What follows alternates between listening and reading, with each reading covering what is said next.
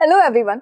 ये तो हम सबको बहुत अच्छे से पता है कि हम किस जगह से इवॉल्व हुए हैं या हमारे अंदर जो क्वालिटीज आई है वो कहाँ से आई है, या फिर आगे की जो प्रोजीनीज होती है उनके अंदर किस तरह से जो क्वालिटीज है वो ट्रांसफर हो जाती है, जीन्स क्या होते हैं, इवोल्यूशन किस तरह से होता है। और मेंडल को तो हम बिल्कुल नहीं भूल सकते, बिकॉज मेंडल का जो एक्सपेरिमेंट था उन्होंने हमें बहुत सारे लॉज दिए थे। आई मीन मेनली 3 लॉज दिए थे इन्होंने, जिनको कि हम बिल्कुल भी नहीं भूल सकते। आई होप कि आपको ये सारी चीजें याद होगी, और अगर ये याद ना भी हो तो एटलीस्ट आपको नाम तो लग रहे होंगे कि हाँ, इन नामों से तो हम कहीं ना कहीं मिले हैं, कहीं इनसे टकराव जरूर हुआ है हमारा। तो आज एक काम करते हैं, आपके इन सारे नामों को आपके लिए रिवाइज करवा देते हैं ताकि आपको भी सब कुछ याद आ जाए, मेंडल के एक्सपेरिमेंट्स भी याद आ जाए और हेरिडिटी भी याद आ जाए, एंड हम कहाँ से इवॉल्व हुए हैं ये सारी चीजें भी आपको रिमाइंड हो जाए। So I Lavina Kumawat welcoming you all at Scoreshala. हम हमारे रिवीजन को स्टार्ट करेंगे क्वेश्चन आंसर्स की फॉर्म में। मतलब कि चैप्टर तो ऑलरेडी हम पढ़ चुके हैं, कितनी बार पढ़ेंगे, अब वही एक सेम चैप्टर हमें ऐसा लगता है कि कितना बोरिंग सा चैप्टर हो रहा है। तो अब उसको बोरिंग नहीं बनाना है, हमें क्या करना है, उसको क्वेश्चंस की फॉर्म में देखना है ताकि हमारे एग्जाम के अंदर हमें दिक्कत ना हो। भाई एग्जाम के अंदर हमको समरीज तो कोई पूछेगा नहीं, हमसे क्वेश्चन के आंसर्स ही पूछे जाएंगे, तो क्यों ना हम क्वेश्चंस को ही देख ले। चलो तो स्टार्ट करते हैं हमारे क्वेश्चंस को। तो उन क्वेश्चंस के अंदर जो फर्स्ट क्वेश्चन है वो क्या है? फर्स्ट क्वेश्चन है सेलेक्ट द इनकरेक्ट स्टेटमेंट। देखो हमेशा मैं आपको यही बोल रही हूँ, इसमें जब भी मैं क्वेश्चंस लेती हूँ हमेशा कौन से लेती हूँ, इनकरेक्ट स्टेटमेंट वाले लेते हैं या फिर नॉट ट्रू वाले लेते हैं। ऐसा क्यों? बिकॉज जब ट्रू की बात आती है या करेक्ट की बात आती है तो हमेशा हर कोई उसको सही करके आता है, लेकिन जब इनकरेक्ट और नॉट ट्रू की बात आती है तो हमारे डब्बे गोल हो जाते हैं वहां पर, और हम क्या करते हैं, हम भावनाओं में थोड़ा सा बह जाते हैं, और उन भावनाओं में बह जाने के बाद में आंसर में गड़बड़ करके आते हैं। जो फर्स्ट हमें सही मिलता है उसी को हम मार्क कर देते हैं, लेकिन हम ये नहीं देखते कि भाई इनकरेक्ट था, कैसे भूल जाते हैं। तो भूलना बिल्कुल भी नहीं है, ना ही हमें भावनाओं के अंदर बहना है। सो देखो फर्स्ट क्वेश्चन में हमें क्या पूछा, इनकरेक्ट स्टेटमेंट पूछा है। So the first statement is frequency of certain genes in a population change over several generations resulting in evolution। जब फ्रीक्वेंसी चेंज होती है जीन्स की, हर एक प्रोजीनी के अंदर जब कोई जीन ट्रांसफर होता है, फिर वो नेक्स्ट प्रोजीनी में जाएगा, फिर वो नेक्स्ट प्रोजीनी में जाएगा, तो जब वो सेवरल जनरेशंस के बाद अगर हम उसको देखेंगे तो वो रिजल्ट क्या होता है, वो इवोल्यूशन होता है। उसका रिजल्ट क्या होता है, इवोल्यूशन होता है। तो वी नो वेरी वेल कि ये चीज तो बिल्कुल सही है कि जब रिप्रोडक्शन होता है तो उस रिप्रोडक्शन के अंदर जब नई प्रोजीनी बनती है तो उसके अंदर क्या होता है, उसके अंदर 2 तरह के जीन आते हैं और उनसे एक नया प्रोटीन बनता है। 2 तरह के डीएनए आते हैं, नया प्रोटीन, नई क्वालिटीज आती है उनके अंदर, नए वेरिएशंस आते हैं। फिर वो वेरिएशंस जो होते हैं ओवर जनरेशंस क्या होते हैं, अकम्युलेट होते रहते हैं, और लास्ट के अंदर क्या होता है, इवोल्यूशन होता है और एक नई स्पीशीज का बॉर्न भी हो जाता है। कई बार होता है इतनी मॉडर्ननेस आ जाती है जैसे कि आज हमारे अंदर आ गई है। तो ये स्टेटमेंट तो बिल्कुल करेक्ट है। Next one is reduction in weight of the organism due to starvation in is genetically controlled, is it? ये तो बहुत गड़बड़ लग रहा है। क्यों लग रहा है? देखो रिडक्शन इन वेट रिड्यूस हो गया, भाई वेट लॉस किया है, क्या बात है, अच्छी बात है, खुश हो जाओ। तो reduction in weight of the organism due to starvation, starvation की वजह से अगर वेट लॉस हुआ है तो क्या ये जेनेटिकली कंट्रोल्ड है? बिल्कुल भी नहीं है भाई। जहां कोई जीन के अंदर कोई चेंजेस नहीं हो रहे हैं तो फिर कैसा जेनेटिकली कंट्रोल्ड होगा? जीन में चेंजेस होना बहुत जरूरी है अगर जेनेटिकली कंट्रोल कर रहे हैं तो, बट ये जेनेटिकली कंट्रोल नहीं है। स्टारवेशन की वजह से ही तो वेट लॉस हुआ है, उसमें कहाँ प्रॉब्लम आ रही है? लोग डाइटिंग करते हैं तभी तो वेट लॉस हो जाता है, लोग जब ओवर ईटिंग कर लेते हैं तो ओबेसिटी हो जाती है, लेकिन ये चीज कोई आगे थोड़ी ना ट्रांसफर होती है, ये नई प्रोजीनी में नहीं जाती है, बिकॉज ये इसकी वजह से कोई जीन में चेंजेस नहीं होते हैं। ठीक है, तो ये स्टेटमेंट क्या हो गया, इनकरेक्ट स्टेटमेंट है, लेकिन इट मे बी पॉसिबल कि हमारा आंसर सही हो सकता है। ठीक है, ये सही स्टेटमेंट था, ये राइट स्टेटमेंट था, ये इनकरेक्ट है। चलो नेक्स्ट पे आ जाओ, low weight parents can have heavy weight progeny, is it possible है? ये बिल्कुल पॉसिबल है कि अगर कोई पेरेंट है जो बहुत लो वेट है, जो बहुत ही स्लिम ट्रिम है, बहुत जीरो फिगर वाले हैं, लेकिन उनकी जो नई प्रोजेनी है वो क्या कर रही है, वो पूरे टाइम बस मैगी, पिज्जा, बर्गर ये सब खाती है, या हो सकता है कि कोई इस तरह का कोई बॉडी के अंदर कोई हार्मोनल इम्बैलेंस हो जाए या कोई और रीजन हो जाए जिसकी वजह से ओबेसिटी बढ़ जाती है उसकी, तो हैवी वेट बच्चा हो सकता है, ये भी पॉसिबल है। हो सकता है वो पूरे दिन से बैठा हो, उसकी सिटिंग का ही वर्क हो, पूरे दिन वो पढ़ रहा है बेचारा बैठे बैठे बैठे बैठे, तो भी वेट गेन हो सकता है उसका। तो ऐसा नहीं है कि अगर कोई पेरेंट जो है वो बिल्कुल स्लिम ट्रिम है तो उसका बेबी भी जो स्लिम ट्रिम होगा, नहीं, ऐसा पॉसिबल नहीं है। तो ये भी सही स्टेटमेंट है।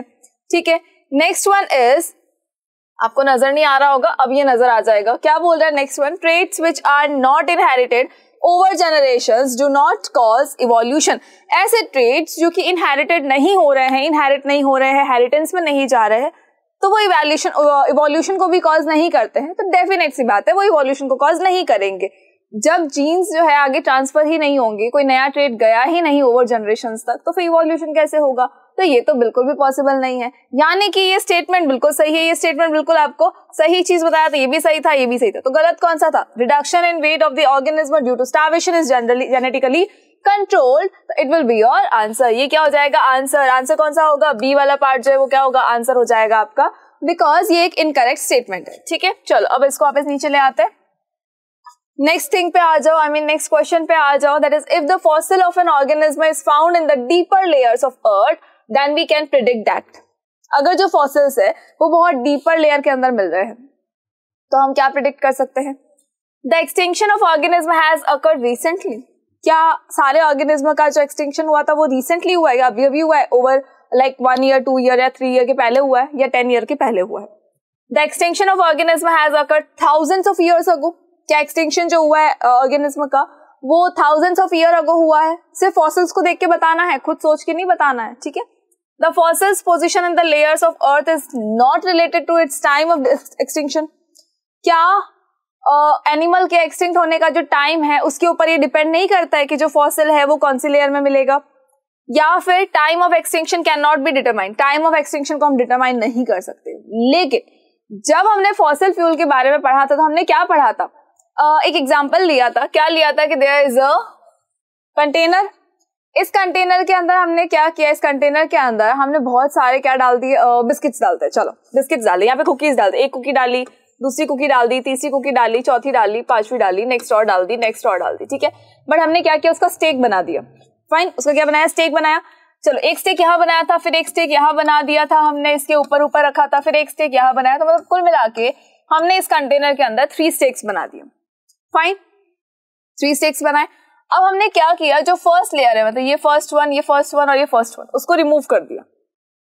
फिर सेकंड वाले को रिमूव किया, फिर थर्ड वाले को रिमूव किया। तो हमें क्या समझ में आया इससे कि भाई जो सबसे पहले अंदर डाला गया था वो सबसे नीचे चला गया, जो उसके बाद डाला गया वो उसके ऊपर आया, फिर उसके बाद वाला, फिर उसके बाद वाला, फिर उसके बाद वाला। जब निकालोगे तो क्या होगा? अपोजिट होगा। इसका मतलब जो डीप में है उसको ज्यादा टाइम पहले डाला गया था as compared to upper one. ठीक है, अब सपोज अगर हम डाल रहे हैं, एक कुकी रखी हमने, फिर दूसरी रखी, फिर तीसरी रखी, लेकिन अगर हम देखें तो जो लोवेस्ट वाली कुकी है, जो सबसे नीचे वाली कुकी है, उसको हमने 2 मिनट पहले रखा था, और जो सबसे ऊपर वाली कुकी है उसको हमने जस्ट अभी रखा है, तो टाइम का वेरिएशन आया। वही चीज यहाँ फॉसिल फ्यूल के अंदर होती है कि जब हम अर्थ की लेयर्स की बात करते हैं तो उसके अंदर जो हमें सबसे ज्यादा डीप में मिल रहा है, मतलब कि वो क्या होगा? थाउजेंड्स ऑफ ईयर अगो वो एक्सटिंक्ट हो चुका है, वो एनिमल वहां पर बरी कब किया गया था? थाउजेंड्स ऑफ ईयर अगो किया गया था। अभी ओवर डिकेड्स में नहीं किया गया, सेंचुरीज में नहीं किया, थाउजेंड्स ऑफ ईयर्स अगो वो किया गया था। और हम एक्सटिंक्शन का टाइम जो है वो बहुत आसानी से पता कर सकते हैं, बिकॉज हमको पता है कि जो सबसे पुराना होगा वो सबसे नीचे मिलेगा हमको, जो उससे नया होगा वो उससे थोड़ा सा हमको ऊपर ही मिल जाएगा। फाइन, तो हमारा आंसर क्या होगा? हमारा आंसर इसमें भी क्या होगा? B, the extinction of organism has occurred thousands of years ago. Thousands of years ago ही क्या हो गया था? एक्सटिंक्शन हो गया था। फाइन, चलो आ जाओ नेक्स्ट क्वेश्चन पे। नेक्स्ट क्वेश्चन क्या बोल रहा है? That is the 2 versions of a trait character which are brought in by the males and female gametes are situated on the 2 versions of a trait। कोई भी एक जो ट्रेट है उसके जो 2 वर्जन होते हैं, इस कैरेक्टर के जो 2 वर्जन होते हैं वो कहाँ से आते हैं? वो आते हैं by the male and by female gametes are situated on। ये फीमेल गमेट और मेल गमेट से आते हैं। भाई कुछ ट्रेट्स ऐसे होते हैं जो मेल गमेट से आएंगे, कुछ ऐसे होते हैं जो फीमेल गमेट से आएंगे, लेकिन ये कहाँ पर बैठ के आएंगे? कहाँ सिचुएटेड होते हैं ये? तो copies of the same chromosome. क्या सेम क्रोमोसोम पे होते हैं, या फिर 2 डिफरेंट क्रोमोसोम्स, या सेक्स क्रोमोसोम, या एनी क्रोमोसोम? तो हमेशा 2 डिफरेंट क्रोमोसोम्स पर होते हैं। एक अगर मदर का है गमेट और एक है फादर का गमेट, तो क्या होगा? 2 डिफरेंट क्रोमोसोम्स होंगे और उनके ऊपर जो है वो जीन के कैरेक्टर के जो जीन्स है वो वहां पर प्रेजेंट होंगे, जो कि नेक्स्ट प्रोजेनी के अंदर जाएंगे और वहां पर क्या करेंगे? वेरिएशन को कॉज करेंगे। फाइन, चलो आई होप कि ये क्वेश्चन भी क्लियर हो गया होगा। आगे आ जाओ। नेक्स्ट क्वेश्चन क्या बोल रहा है? The theory of evolution of species by natural selection was given by. The theory of evolution जो है, theory of evolution of species by natural selection किसके द्वारा दी गई थी? नेचुरल सिलेक्शन क्या था कि नेचर जो है वो हमको क्या करता है? सेलेक्ट करता है। इसके बारे में वैसे हम डिस्कस करेंगे आगे, लेकिन बेसिकली अगर देखें तो नेचर क्या करता है, हमको सेलेक्ट करता है कि जब उनके अकॉर्डिंग, नेचर के अकॉर्डिंग अगर हम चेंज होते रहेंगे तो नेचर हमको क्या करेगा, सेलेक्ट करेगा कि हाँ इसको हम सर्वाइव करने का मौका दे सकते हैं।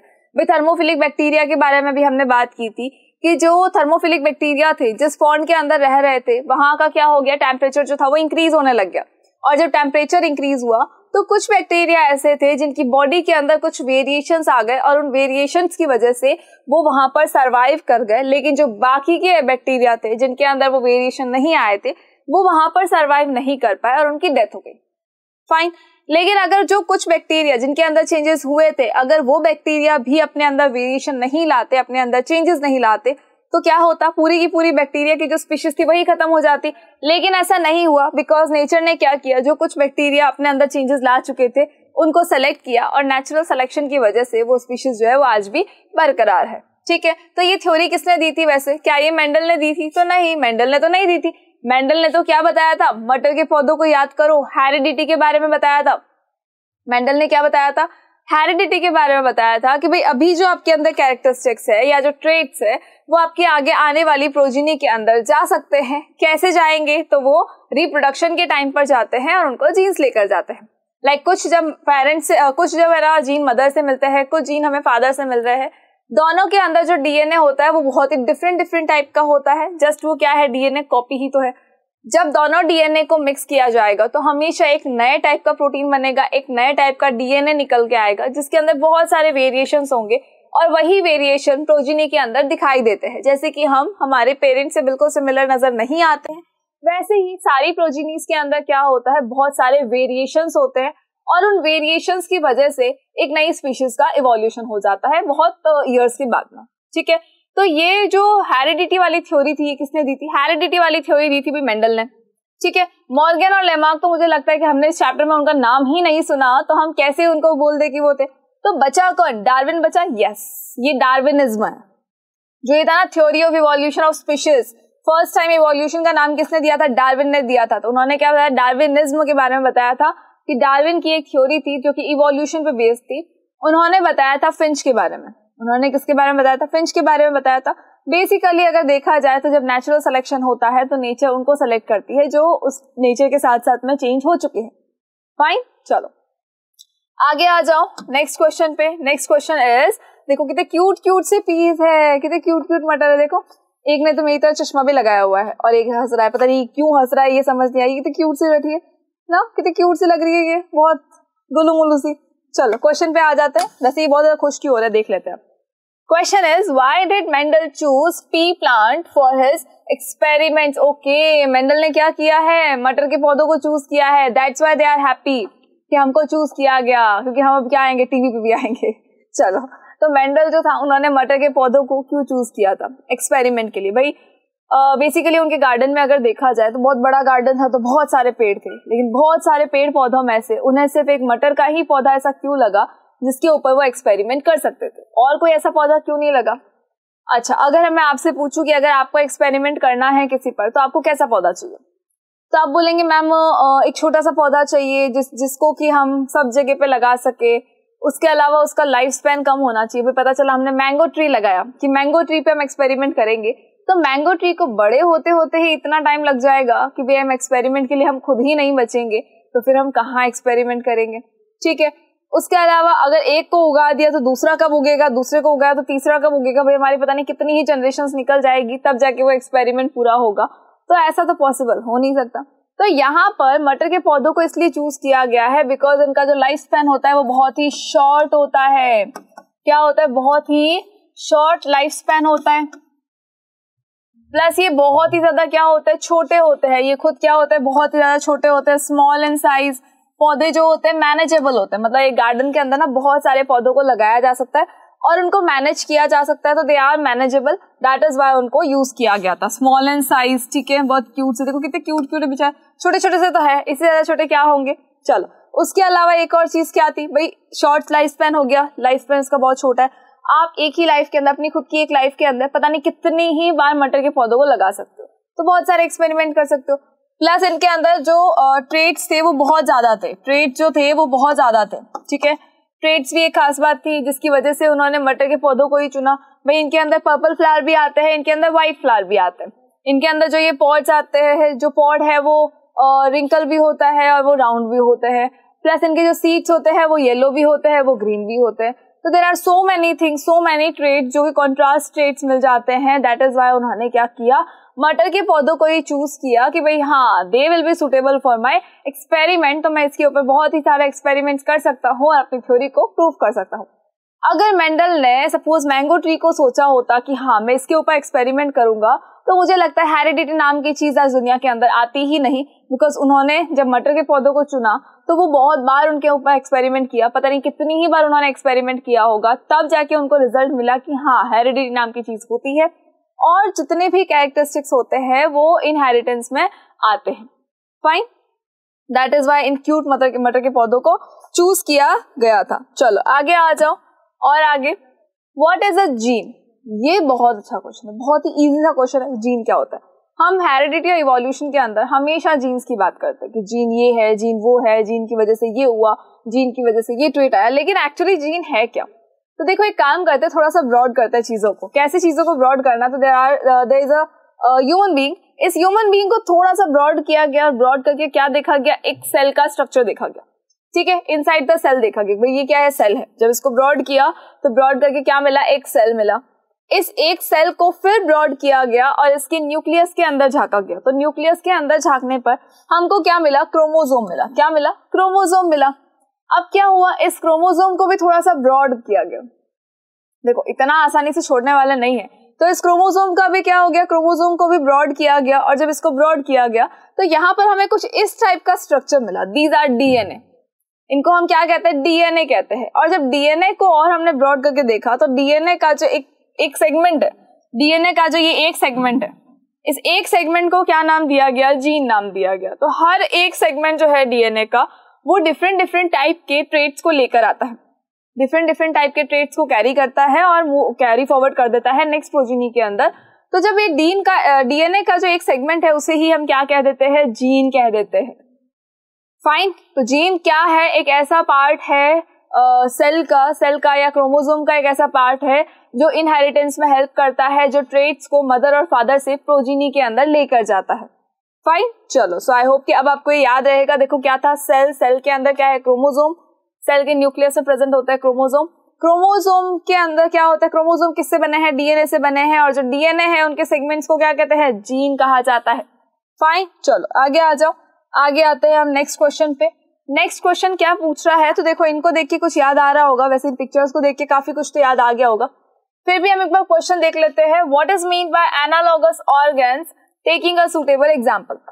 एनालॉगस ऑर्गन्स क्या होते हैं, एनालॉगस ऑर्गन्स क्या होते हैं, आपको एग्जांपल के साथ में बताना है। तो एनालॉगस ऑर्गन्स का मतलब, देखो हमने दो चीजें पढ़ी थी, एक हमने पढ़ा था एनालॉगस ऑर्गन, एक हमने पढ़ा था होमोलोगस ऑर्गन। ठीक है, होमोलोगस में हमेशा आपको क्या याद रखना, एच से एच याद रखो, हैंड याद रखो, होमोलोगस हैंड, ये याद रखो। ऑटोमेटिकली आपको चीजें क्लियर हो जाएंगी और आपको याद भी रहेगा। ए से ऐसा कुछ आ नहीं रहा है तो ए से तो हम क्या कर सकते हैं, ए से हम एक काम करते हैं, बर्ड याद कर लेते हैं। ए से क्या याद करेंगे, बर्ड याद करेंगे। ए के बाद क्या आता है, बी याद आता है। ए के बाद क्या आता है, बी याद नहीं आता, बी ही आता है। और उस बी से हमको क्या याद रखना है, बर्ड याद रखना है। ठीक है, तो बर्ड के जो विंग्स होते हैं उनको याद रखना है एनालॉगस ऑर्गन्स के अंदर। तो एनालॉगस ऑर्गन्स बेसिकली क्या बोलते हैं कि भाई फंक्शन जो है वो तो इनका सबका सिमिलर रहेगा। फंक्शन कैसा रहेगा, बिल्कुल सिमिलर रहेगा, फंक्शन सिमिलर होगा, बिल्कुल कोई प्रॉब्लम नहीं आएगी इसके अंदर।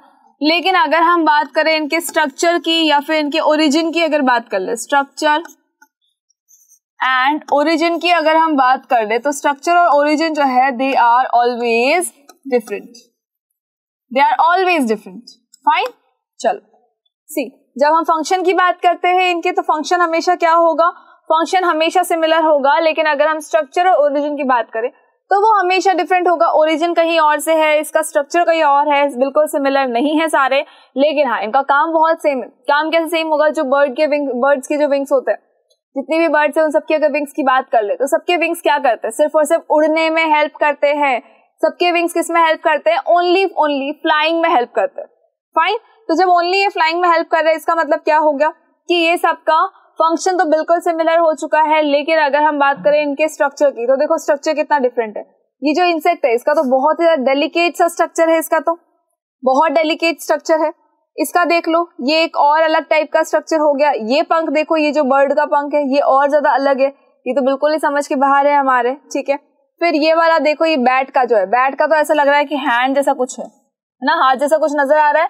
तो ये क्या है, ये सबके पंख है, पंखों का स्ट्रक्चर बिल्कुल डिफरेंट डिफरेंट होगा, ओरिजिन बिल्कुल डिफरेंट होगा, लेकिन उनका फंक्शन सिमिलर होगा। सारे ही यूज आएंगे, ओनली उड़ने में हेल्प करेंगे, ओनली फ्लाइंग के अंदर हेल्प करेंगे। तो इनको हम क्या कहते हैं, एनालॉगस ऑर्गन्स कहते हैं।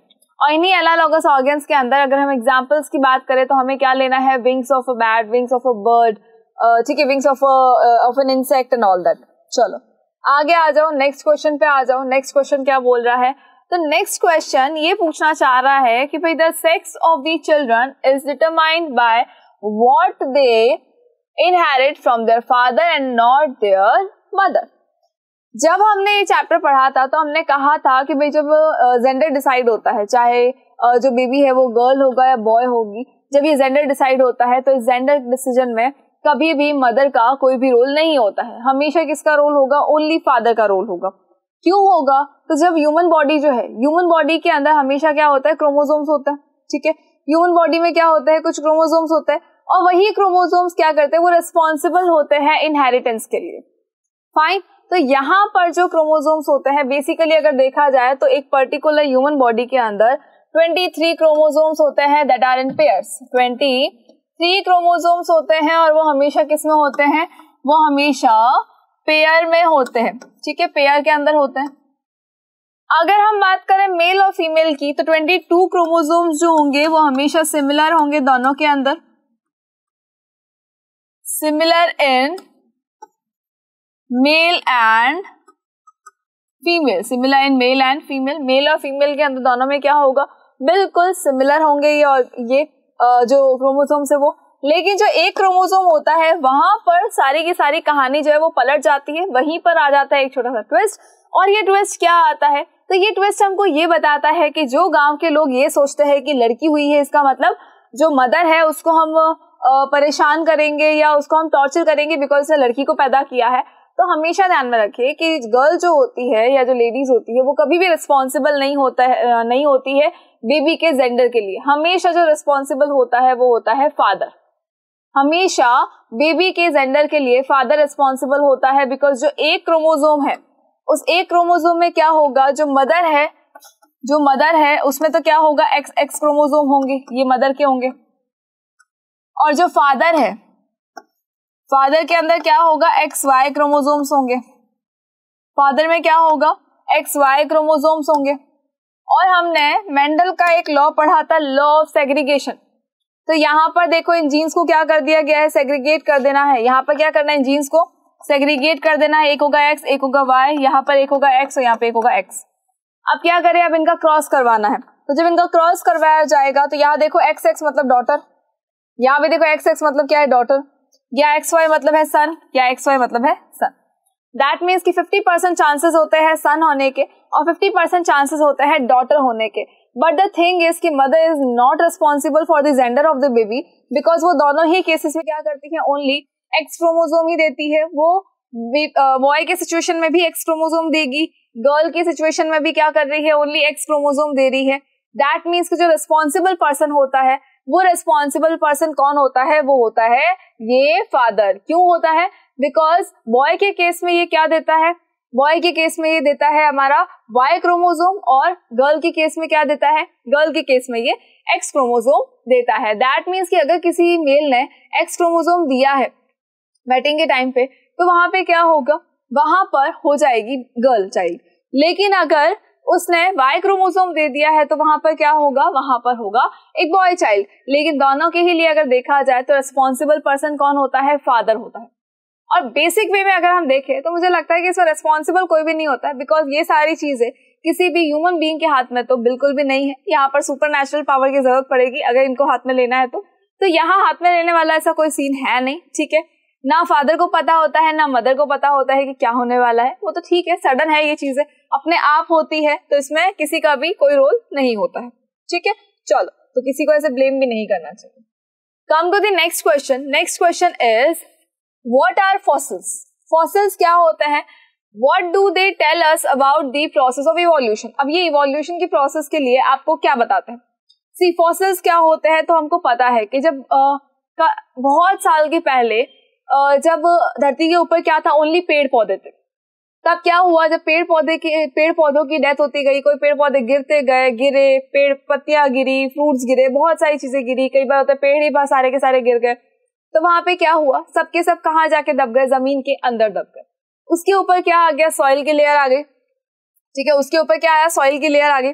और उस सॉइल की लेयर के बाद देखो क्या आएगा? सॉइल की लेयर के बाद अगर हम देखेंगे तो वहां पर बहुत सारे ऐसे ऑर्गेनिज्म आ गए। लाइक देखो यहाँ पे डायनासोर्स आ गए हैं, फिर क्या आएगा?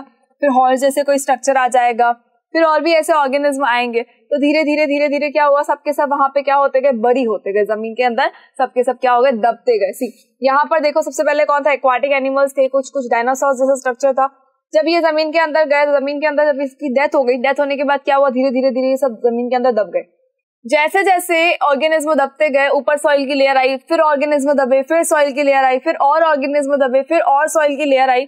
तो वहां पर क्या हुआ? वहां पर हाई टेम्परेचर और हाई प्रेशर की वजह से सबके सब जो लिविंग मैटर था वो किसमें कन्वर्ट होता चला गया? वो फॉसिल फ्यूल्स में कन्वर्ट होता चला गया, फॉसिल्स के अंदर कन्वर्ट होने लग गया। ठीक है, किसमें कन्वर्ट हो गया? फॉसिल्स के अंदर। जनरली अगर हम फॉसिल्स की बात करें तो हमको बहुत अच्छे से पता है कि एक तरह का कोई पत्थर जैसा स्ट्रक्चर निकलता है और उसके ऊपर क्या होता है? कुछ हड्डियों का स्ट्रक्चर जैसा कुछ बना होता है, तो उनको हम क्या कहते हैं? फॉसिल्स कहते हैं। या कोई ऐसा ऑर्गेनिज्म है देखो जो कि दबा था जमीन के अंदर, उसकी हड्डियां ही मिली है, पूरा का पूरा वो ढांचा बन चुका है उसकी बॉडी का, लेकिन उसके ऊपर सिर्फ मांस नहीं, ओनली क्या है? स्केलेटल सिस्टम है उसका, तो उसे हम क्या कह देते हैं? उसे हम कह देते हैं फॉसिल्स। फाइन। और ये फॉसिल्स जो है ये हमें इवोल्यूशन के बारे में बहुत सारी चीजें बताते हैं, वरना हमको कैसे पता चलता कि हम तो चिंपैंजी से आए हैं, या चिंपैंजी और ह्यूमन बीइंग के जो एंसेस्टर्स है वो बिल्कुल सिमिलर है, ये हमको कैसे पता चलता? तो ये हमको पता चला है फॉसिल फ्यूल की वजह से, फॉसिल्स की वजह से। फॉसिल फ्यूल नहीं, ओनली फॉसिल्स की वजह से पता चला है। फॉसिल्स की वजह से कैसे पता चला? तो जो फॉसिल्स होते हैं जनरली जब उनकी स्टडी की जाती है तो ये देखा जाता है कि ये किससे मैच कर रहे हैं। फिर जो ऑर्गेनिज्म है उनके एंसेस्टर्स के बारे में थोड़ा सा प्रेडिक्शन की जाती है, और तब जाके पता चलता है फाइनली कि बहुत सारी रिसर्च के बाद पता चलता है कि अच्छा हाँ, ये जो पर्टिकुलर ऑर्गेनिज्म है ये उसका रिजल्ट है। ठीक है, या कोई एक पर्टिकुलर पहले का कोई ऑर्गेनिज्म था, वो कौन है? इसका एंसेस्टर्स है। तो ऐसी सारी चीजें जो होती है वो किसकी वजह से पता चलती है? फॉसिल की वजह से पता चलती है। तो ये जो प्रोसेस ऑफ इवोल्यूशन होता है इसको एक्सप्लेन करने में भी फॉसिल्स जो है हमारे बहुत ज्यादा इंपॉर्टेंट रोल प्ले करते हैं इसमें। चलो आ जाओ, अब नेक्स्ट क्वेश्चन पे आ जाओ। आई होप कि ये क्वेश्चन आपको क्लियर हो गया होगा। चलो आगे आ जाए, आगे बढ़ते हैं। Next question is give one example each of characters that are inherited and the ones that are acquired in humans, mention the difference between the inherited and acquired traits. अब देखो एक एक एग्जांपल आपको देना है किसका? इनहेरिटेंस का, inherited traits का और एक्वायर्ड ट्रेट्स। अब बेसिकली एक्वायर्ड ट्रेट क्या होता है, इनहेरिटेड ट्रेट क्या होता है? इनहेरिटेड ट्रेट्स का मतलब होता है कि जो कि हमें हेरिडिटी से मिला है, जो सारी चीजें अगर हमको विरासत में मिली है तो हम उनको क्या कहेंगे? इनहेरिटेड ट्रेट है। अब अगर मैं आपको बोलूं तो आप कहेंगे कि मैम ठीक है, मेरे ना जो हेयर कलर है, हेयर कलर जो है वो किससे मैच कर रहा है? मेरे फादर से मैच कर रहा है। ठीक है, हेयर कलर किससे मैच कर रहा है? फादर से मैच कर रहा है। अगर हम कह दें कि भाई आपका जो स्किन कलर है, कई बार होता है हम किसी को बोलते हैं कि अरे वाह आप तो बहुत फेयर हो, तो वो बोलते हैं कि अच्छा मेरी मम्मी जो थी वो भी बहुत फेयर थी, दैट इज वाई मैं भी फेयर हूँ। या हम बोलते हैं बालों की ग्रोथ बहुत अच्छी है, तो वो कैसे क्या कहते हैं कि भाई मेरी नानी के बालों की ग्रोथ अच्छी थी या मेरी मदर के बालों की ग्रोथ अच्छी है, दैट इज वाई मेरे भी बालों की ग्रोथ अच्छी है। तो ये सब क्या होता है? ये इनहेरिटेंस के अंदर आता है। अगर हम स्किन कलर बात कर ले, हेयर कलर, आई कलर की बात कर ले, तो ये कहाँ से आता है? मदर और फादर से आता है। ठीक है, अगर मैं स्किन के टेक्सचर की बात कर लूं तब भी कई बार होता है कि वो मदर या फादर में से किसी से क्या हो रहा है? मैच हो रहा है। तो इनको हम क्या कहते हैं? इनहेरिटेड ट्रेट्स कहते हैं। इनको हम क्या कहते हैं? इनहेरिटेड ट्रेट्स कहते हैं। लेकिन अगर हम एक्वायर्ड ट्रेट की बात कर ले तो एक्वायर्ड ट्रेट हमको पता है कि अगर कोई पर्सन है जिसको कोई काम बहुत अच्छे से आता है तो इट्स नॉट नेसेसरी कि उसकी जो आगे आने वाली प्रोजिनी होगी उसको भी ये सारी चीजें मिल जाएगी विरासत के अंदर, बिकॉज उससे जीन के अंदर कोई भी चेंज नहीं होता है। तो एक ऐसा ट्रेट जो आप अपनी लाइफ टाइम के अंदर सीखते हो। अब कोई शेफ है अगर, तो वो बचपन से ही तो शेफ नहीं था, पैदा होते से ही तो उसको खाना बनाना नहीं आता था, उसने क्या किया, धीरे धीरे उसके अंदर पढ़ना शुरू किया, उसकी स्टडी करना शुरू किया, उसकी प्रैक्टिस करना शुरू की, तब जाके वो क्या बना, शेफ बना। तो ये ट्रेट कौन सा है, ये एक्वायर्ड ट्रेट है, ये ना मदर से मिला है ना ही ये फादर से मिला है। अच्छा, जो सेलिब्रिटीज होते हैं, अब वो सेलिब्रिटीज जो है क्या वो डायरेक्ट बन गए सेलिब्रिटीज?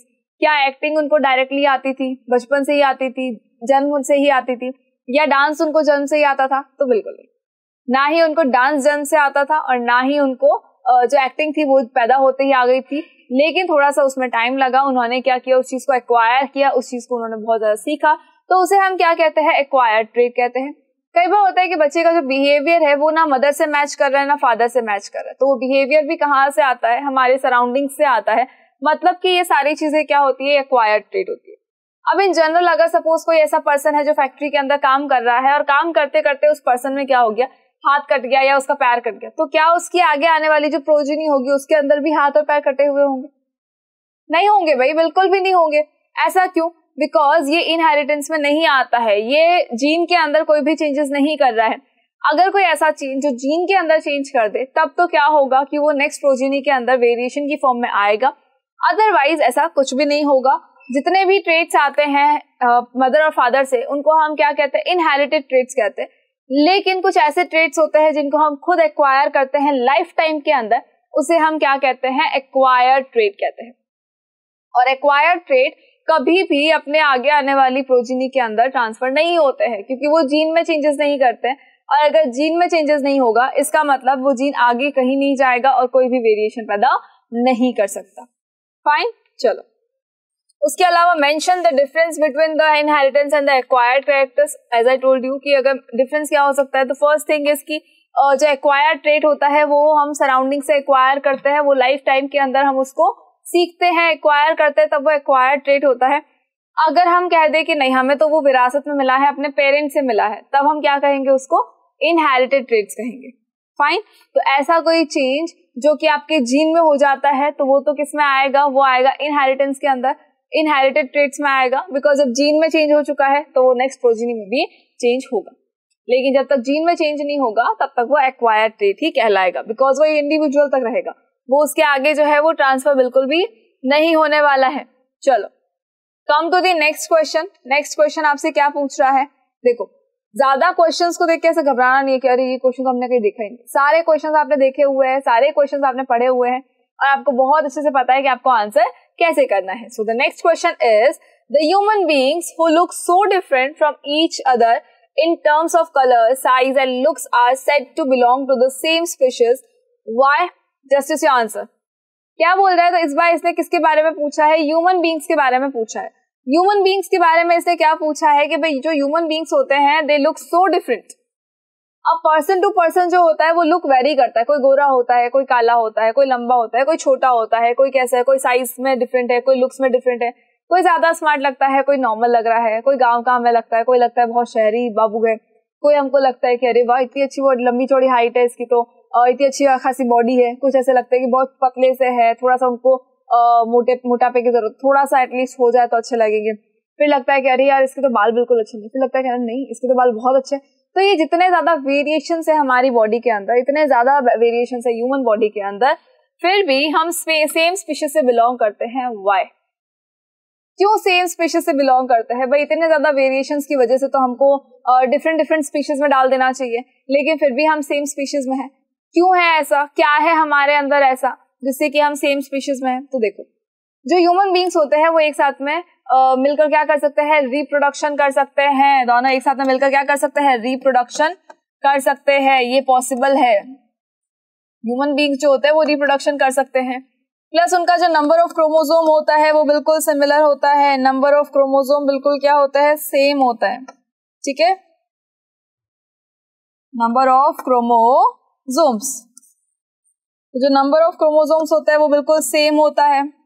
ठीक है, उसके अलावा डीएनए जो है, डीएनए स्टडी देखो, डीएनए की जब स्टडी की गई तो पता चला कि डीएनए की जो स्टडीज है उनकी वजह से भी पता चलता है कि जो ह्यूमन बीइंग्स होते हैं वो बिल्कुल सेम स्पीशीज के होते हैं। वो डिफरेंट स्पीशीज के अंदर नहीं जा सकते, उनको हम डिफरेंट स्पीशीज के अंदर नहीं रख सकते, यानी कि ह्यूमन बीइंग्स को फर्दर डिवाइड नहीं किया जा सकता। ह्यूमन जो है वो ह्यूमन बीइंग्स की कैटेगरी में ही आएगा, भले ही कितना ही डिफरेंट नजर आ जाए, कुछ भी हो जाए, लेकिन इंटरनल स्ट्रक्चर अगर हम देखेंगे तो वो बिल्कुल सबका सिमिलर होता है। अब अगर चाहे आप अमेरिकन की बात कर लो, चाहे आप जापानीज की बात कर लो, चाहे आप इटालियंस की बात कर लो, और चाहे हमारे इंडियंस की बात कर लो, सबके अंदर अगर हम देखेंगे तो बेसिकली जो डीएनए की स्टडी होती है सिमिलर होती है, डीएनए बिल्कुल सिमिलर नजर आता है।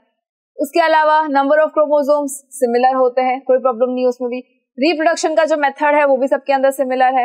मेल और फीमेल चाहे इटालियन हो, जापानीज हो, कहीं से भी हो, लेकिन मेल फीमेल जो है उनकी मेटिंग हो सकती है और उनसे रिप्रोडक्शन भी पॉसिबल है। So these are the similarities जिनकी वजह से ह्यूमन बीइंग्स को डिफरेंट डिफरेंट कैटेगरीज के अंदर नहीं बांटा गया है। एंड वन मोर थिंग, एक और ऐसी सिमिलैरिटी होती है, और वो क्या होती है, तो ह्यूमन बीइंग्स के एंसेस्टर्स जो होते हैं वो बिल्कुल सिमिलर होते हैं। अब एंसेस्टर्स अगर सिमिलर है तो डेफिनेट सी बात है कि ह्यूमन बीइंग्स तो बिल्कुल सिमिलर होने ही है, चाहे वो लुक्स में कितने ही डिफरेंट क्यों नहीं हो जाए। फाइन, सो आई होप कि आपको ये क्वेश्चन क्लियर हो गया होगा। आगे बढ़ते हैं, हम नेक्स्ट क्वेश्चन पे आते हैं। And the next question is, with the help of suitable examples explain natural selection। Natural selection को एक्सप्लेन करना है। आई ऑलरेडी टोल्ड यू कि नेचुरल सिलेक्शन क्या होता है, हम बहुत बार इसके बारे में डिस्कस कर चुके हैं। और सिंपल सी चीज है, जहां नाम आ रहा है नेचुरल सिलेक्शन, मतलब कि नेचर ने सेलेक्ट किया है हमें, तभी हम यहाँ पर है। अगर नेचर हमको सेलेक्ट नहीं करेगा तो हम यहाँ पर नहीं रह सकते, हम अर्थ के ऊपर सर्वाइव बिल्कुल भी नहीं कर सकते, बिकॉज नेचर ही हमें सेलेक्ट नहीं कर रहा है। अब नेचुरल सिलेक्शन का एक बहुत ही अच्छा एग्जांपल कौन सा था, तो वो डार्विन ने दिया था। डार्विन ने ही इवोल्यूशन की थ्योरी दी है, और डार्विन ने ही आपको एक नेचुरल सिलेक्शन नाम की चीज बताई थी, जिसके अंदर हम बात करते हैं डार्विन की इन फिंच की। ठीक है, तो ये जो एंसेस्टर फिंच है, बेसिकली हुआ क्या था कि ये जो फिंच थे ये डिफरेंट डिफरेंट प्लेसेस के ऊपर चले गए थे, किसी रीजन से ये अलग हो गए सारे के सारे, लेकिन यहाँ पर नेचुरल सिलेक्शन हुआ, और उस नेचुरल सिलेक्शन की वजह से जहां जहां पर ये फिंच गए थे वहां पर भी इन्होंने सरवाइव कर लिया, और सर्वाइवल के बाद में एक नई स्पीशीज की तरह कन्वर्ट हो गए, लेकिन अभी भी है तो वो फिंच ही। देखो बेसिकली हुआ क्या, जब वो किसी सर्टेन सिचुएशंस की वजह से सेपरेट हो गए थे, तो उनके सेपरेशन की वजह से इनकी जो फूड हैबिट्स थी वो डिफरेंट डिफरेंट हो गई। कहीं पर किसी को इंसेक्ट्स खाने को मिले, कहीं पर किसी को ग्रेन्स खाने को मिले, कहीं पर किसी को कुछ और खाने को मिला, तो उनकी वजह से इनके जो बीक थी उनके अंदर चेंजेस हो गए। अब बीक में कैसे चेंज हो, देखो फर्स्ट थिंग क्या है, जब इंसेक्ट को खाने को मिला तो बीक जो थी वो इस टाइप का स्ट्रक्चर बन चुकी थी। ठीक है, और जब would packer type insect eating हुई, वुड पैकर की तरह जब इंसेक्ट की ईटिंग किया गया, तो देखो कितनी ब्रॉड जो है वो उसकी ये बीक बन चुकी है।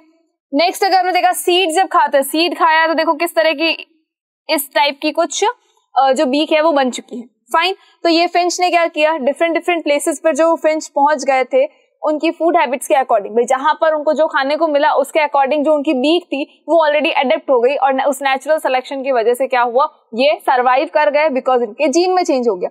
अगर इनके जीन में चेंज नहीं होता तो क्या होता, आज भी इनकी फिंच इस तरह की, इनकी जो बीक थी वो इस तरह की होती, और जो ऐसी बीक है, जब ये जो बीक है ये इस तरह की है, सेम है, तो हो सकता है कि वो उससे सीड्स को नहीं खा पाते, या हो सकता है कि वो उससे इंसेक्ट्स को नहीं खा पाते, तो क्या होता कि ये जो फिंच है ये सर्वाइव ही नहीं कर पाते, लेकिन ये सर्वाइव कर रहे हैं because of natural selection only. Fine, उसके अलावा एक एग्जांपल हमें ऑलरेडी पता है बीटल का। बीटल कौन थे, बहुत सारे बीटल्स ऐसे थे, रेड कलर के बीटल्स थे जो ग्रीन लीव्स के ऊपर रहते थे।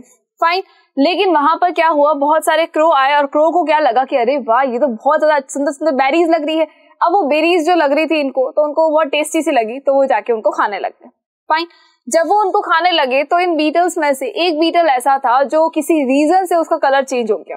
कई बार होता है कि रिप्रोडक्शन के टाइम पे जो नई प्रोजेनी आती है उनके अंदर ऑटोमेटिकली खुद ही कुछ वेरिएशंस हो जाते हैं, तो इसमें भी क्या हो गया, वेरिएशन हुआ, और जो एक बीटल बना वो कैसा बना, देखो ग्रीन कलर का बीटल बना।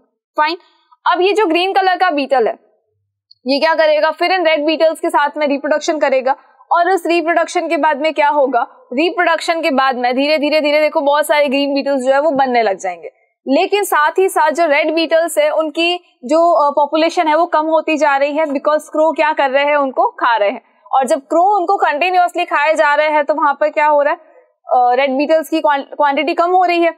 अगर ये ग्रीन कलर के बीटल्स नहीं होते, जो यहाँ हमें ग्रीन कलर के बीटल्स नजर आ रहे हैं, अगर ये नहीं होते तो मुझे लगता है बीटल्स की जो स्पीशीज है वो खत्म ही हो जाती। क्यों, क्योंकि जो ग्रीन कलर के बीटल्स थे वो ग्रीन लीव्स के ऊपर उन क्रोज को दिखाई नहीं दे रहे थे, तो क्रोज उनको खा ही नहीं पा रहा था। जब रेड कलर के बीटल नजर आते तो क्रो उनको खा जाता, लेकिन जब ग्रीन कलर के बीटल्स बाहर आते तो क्रो उनको नहीं खा पाता, बिकॉज उसको पता ही नहीं चलता कि ये बीटल है यहाँ पर। दैट इज वाई जो ग्रीन बीटल थे वो सर्वाइव कर गए, और जो रेड बीटल्स थे वो पूरे ही खत्म हो गए। लेकिन अगर सोचो ये वेरिएशन नहीं आता तो नेचर इनको सेलेक्ट नहीं करता और ये सरवाइव नहीं कर पाते, बीटल्स की पूरी स्पीशीज वहां पर खत्म हो जाती, बिकॉज उन्होंने अपने आप में चेंजेस नहीं किए। तो नेचुरल सिलेक्शन की वजह से क्या हुआ, यहाँ पर जो बीटल्स है वो सरवाइव कर पा रहे हैं। फाइन, चलो आगे आ जाओ नेक्स्ट क्वेश्चन पे। नेक्स्ट क्वेश्चन हमसे क्या पूछ रहा है, नेक्स्ट क्वेश्चन देखो अगेन किसके बारे में है, होमोलोगस ऑर्गन्स के बारे में। And we know very well कि हमने एनालोगस के बारे में ऑलरेडी पढ़ लिया है, अब हमको पढ़ना है होमोलोगस। तो हमने होमोलोगस के बारे में कुछ बात की थी और हमको पता है कि एनालोगस से बिल्कुल डिफरेंट कौन होता है, होमोलोगस होता है। एनालोगस के अंदर हमने क्या कहा था कि जो स्ट्रक्चर और ओरिजिन है दैट विल बी डिफरेंट, लेकिन जो फंक्शन होगा वो क्या होगा, बिल्कुल सिमिलर होगा। लेकिन जब हम बात करेंगे होमोलोगस ऑर्गन्स की, तो होमोलोगस ऑर्गन्स के अंदर क्या होगा कि जो स्ट्रक्चर होगा, स्ट्रक्चर एंड जो ओरिजिन है, स्ट्रक्चर एंड ओरिजिन जो है वो बिल्कुल इनका सेम रहेगा, structure and origin will be same. लेकिन अगर हम बात करें इनके फंक्शंस की, तो functions will be different, functions will be different. Fine, चलो फंक्शंस क्या होंगे, बिल्कुल डिफरेंट हो जाएंगे और जो स्ट्रक्चर ओरिजिन होगा वो बिल्कुल वहां पर सेम रहेगा। यहां देख ले इनका एक बार स्ट्रक्चर देखो, क्या ये आपको सिमिलर नजर आ रहा है। इवन हमारे ह्यूमन का ये हैंड देखो, ह्यूमन के हैंड में यहाँ पर क्या होता है, यहाँ पर होती है एक बोन, यहाँ पर होती है 2 बोन्स, ठीक है। रेडियस अल्ना नाम सुना होगा, 2 बोन्स होती है। देन यहाँ अगर आगे की तरफ आते हो तो यहाँ पर देखो कुछ सेपरेशन लगता है, हाथ लगा के एक बार अगर चेक करेंगे तो कुछ सेपरेशन लगता है। देन यहाँ पर बहुत सारे जॉइंट से फिंगर्स बनी होती है, तो वही चीज यहाँ पर है। देखो ये हमारी एक मेन बोन जो यहाँ की है, फिर ये रेडियस अल्ना हो गई, फिर यहाँ पे ये जो कार्पल्स और मेटाकार्पल्स है, देन हमारी फिंगर्स है जो जॉइंटेड कुछ बोन से मिलके बनी है। वही सेम स्ट्रक्चर देखो यहाँ इस डॉग का भी आ रहा है, वही सेम स्ट्रक्चर जो इस बर्ड का भी है, वही सेम स्ट्रक्चर किसका है, वेल का भी है। बट क्या आपको पता है कि इन सबका फंक्शन डिफरेंट डिफरेंट है। भाई हमारा हाथ किस में काम में आता है, हमारा हाथ जो है किसी चीज को ग्रैब करने में हाथ काम में आता है, ठीक है। उसके अलावा अगर हम डॉग की बात कर ले तो ये उसको चलने में हेल्प करता है, बर्ड की बात कर ले उड़ने में हेल्प करता है, और वेल की बात करें तो वो तैरने में हेल्प करता है। फाइन, लेकिन देखो फंक्शन भले कितने ही डिफरेंट है बट स्ट्रक्चर अगर हम देखेंगे तो ऑलमोस्ट इनका स्ट्रक्चर जो है वो बिल्कुल सिमिलर नजर आ रहा है। तो these are homologous organs. So I hope कि ये चीज क्लियर होगी कि एनालोगस ऑर्गन्स क्या होते हैं और होमोलोगस ऑर्गन्स क्या होते हैं। चलो अब देखो, can the wing of a butterfly and a wing of a bat be regarded as homologous? Why? अगर हम बात करें बटरफ्लाई के विंग की और एक बैट के विंग की, ठीक है, तो बटरफ्लाई और जो बैट का विंग होता है दोनों का अगर आप देखोगे तो दोनों का फंक्शन तो बिल्कुल सिमिलर है। फंक्शन दोनों का बिल्कुल सिमिलर होता है। फंक्शन क्या होता है कि भाई दोनों को क्या करना है, उड़ने में हेल्प करनी है। लेकिन बटरफ्लाई का जो विंग होता है वो बहुत डेलिकेट सा होता है, और वही अगर हम बैट के विंग की बात कर ले तो वो बहुत ब्रॉड सा होता है, डिफरेंट सा होता है। तो इनका स्ट्रक्चर और ओरिजिन क्या होगा, बिल्कुल डिफरेंट डिफरेंट है। फंक्शन दोनों का सिमिलर है, तो क्या ये होमोलोगस ऑर्गन्स की कैटेगरी में आते हैं? तो बिल्कुल नहीं। होमोलोगस ऑर्गन्स की कैटेगरी में सिर्फ वही आते हैं जिनका स्ट्रक्चर और ओरिजिन बिल्कुल सिमिलर आता है, लेकिन functions will be different. But यहाँ अगर हम बात करें तो थोड़ा अपोजिट है, और इस अपोजिशन की वजह से हम क्या कहेंगे कि जो बैट और बटरफ्लाई का विंग है, these are analogous organs, not homologous organs. Fine, चलो सो आई होप कि अब ये क्लियर हो गया कि होमोलोगस और एनालोगस क्या होता है, दोनों का डिफरेंस आपको क्लियर हो गया है। तो अब आगे बढ़े, चलो आगे आ जाओ, नेक्स्ट क्वेश्चन पे आ जाओ। नेक्स्ट क्वेश्चन क्या पूछ रहा है? नेक्स्ट क्वेश्चन आपका थोड़ा सा आपको बड़ा सा लग रहा होगा, तो इस बड़े क्वेश्चन को देखकर घबराना बिल्कुल नहीं है। ऐसा नहीं कि यार इतना बड़ा क्वेश्चन है कौन करेगा, नहीं, बहुत इंपॉर्टेंट क्वेश्चन है ये। C a blue colour flower plant denoted by BB, capital B से कौन डिनोट हो रहा है? कैपिटल बी से हो रहा है blue colour. Is cross bred with that of white colour flower, white colour flower जिसको हमने क्या नाम दिया? Small B. And I hope कि आपको पता है ये स्मॉल और कैपिटल का क्या सीन है।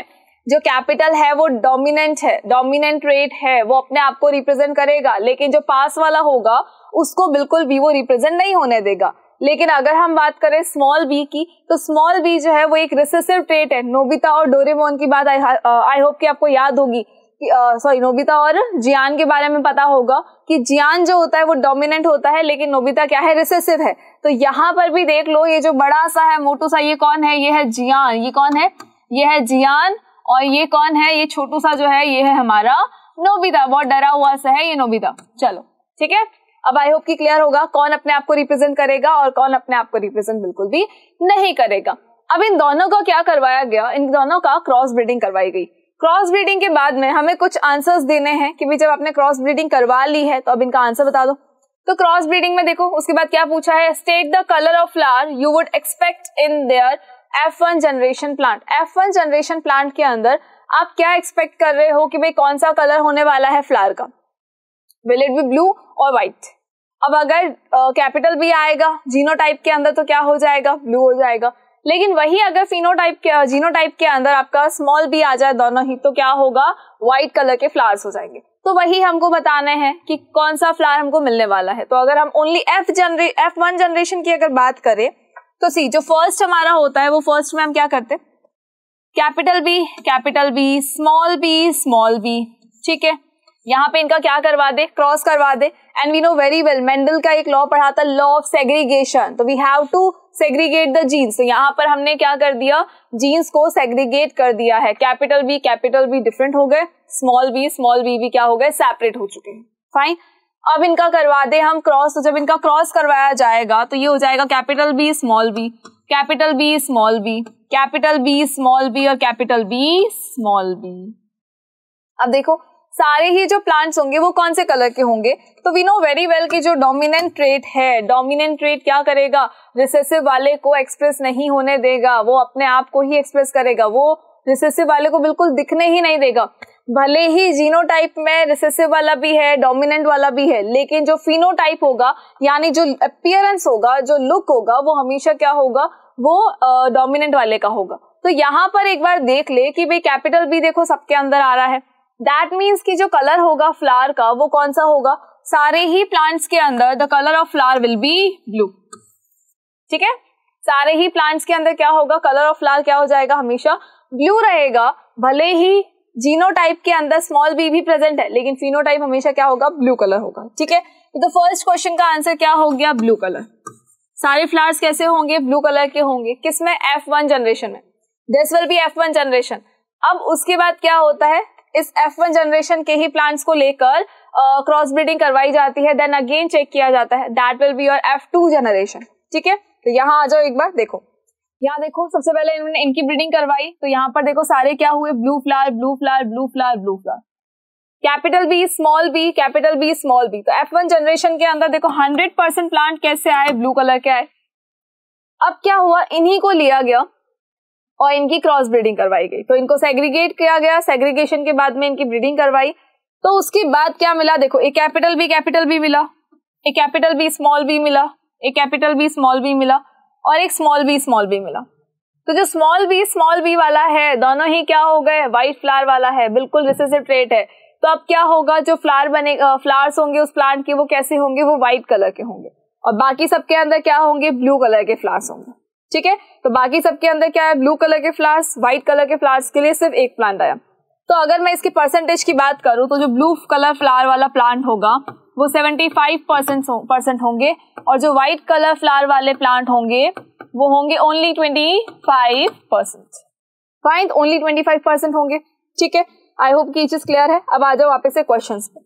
सेकेंड क्वेश्चन हमको क्या बोल रहा है, देखो what must be the percentage of white flower plants in F2 generation if flowers of F1 plants are self-pollinated।